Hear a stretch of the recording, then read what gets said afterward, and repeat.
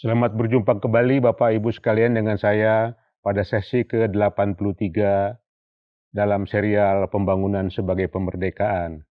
Pada sesi sebelumnya, saya mengatakan bahwa food estate apabila dasarnya adalah keanekaragaman hayati, maka kita akan mendapatkan zona-zona industri yang bisa langsung memanfaatkan hasil-hasil bumi di Indonesia ini, apakah itu pertanian, kehutanan, perikanan laut, dan lain-lain, berdasarkan konteks keanekaragaman hayati itu sendiri.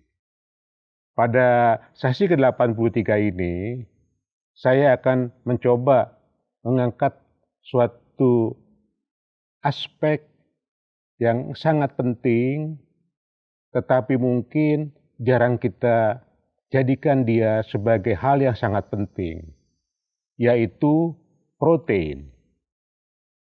Dari bahasa Yunani, asalnya adalah proteus. Proteus artinya yang utama, yang pertama, yang terpenting. Jadi, untuk suatu kehidupan, maka kita bisa belajar dari makna protein ini sebagai yang utama, yang pertama, yang terpenting.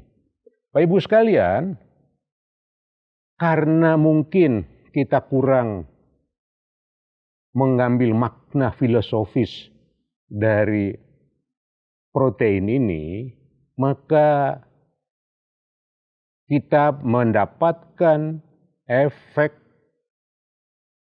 yang bisa kita lihat di angka-angka stunting ataupun tinggi badan.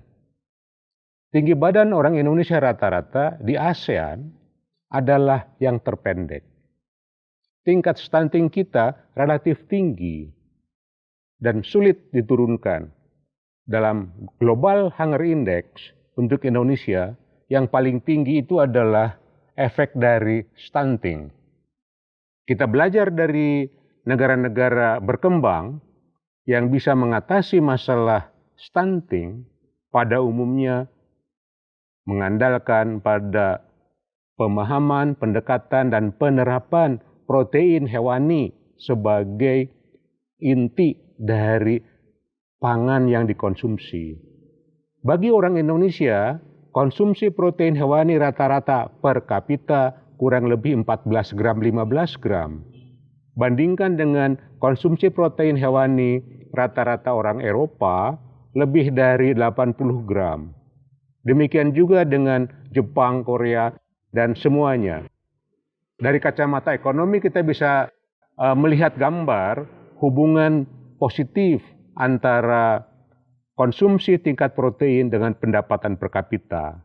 Tetapi pengalaman Ukraina dan negara-negara berkembang lainnya, terutama Ukraina, mengingat Ukraina itu tingkat pendapatan per kapitanya lebih rendah dari Indonesia, maka kita perlu melihat aspek lain. Ternyata dengan tingkat pendapatan yang lebih rendah dari Indonesia, Ukraina bisa sampai pada tingkat status anak-anak balitanya menyamai negara maju. Kuncinya di mana? Satu di antara yang terpenting adalah tingkat konsumsi protein hewani Ukraina itu sangat tinggi. Bapak Ibu sekalian, berdasarkan pemikiran ini, kalau kita melihat protein hewani sebagai sumber yang terpenting, yang utama, dan yang pertama, maka food estate berbasis perikanan dan kelautan harusnya menjadi prioritas kita. Food estate berbasis kelautan inilah menjadi sumber protein utama karena kita merupakan negara kepulauan. Oleh karena itu, segala aspek yang menguntungkan berhubungan dengan protein hewani dan juga yang lainnya seperti rumput laut katakanlah, menjadi bagian yang terpenting. Oleh karena itu, dengan melihat keanekaragaman hayati, dengan melihat tropika, dan juga kita kawinkan dengan sistem kepulauan sebagai rumah geografis kita, maka mestinya food estate berbasis perikanan dan kelautan menjadi prioritas.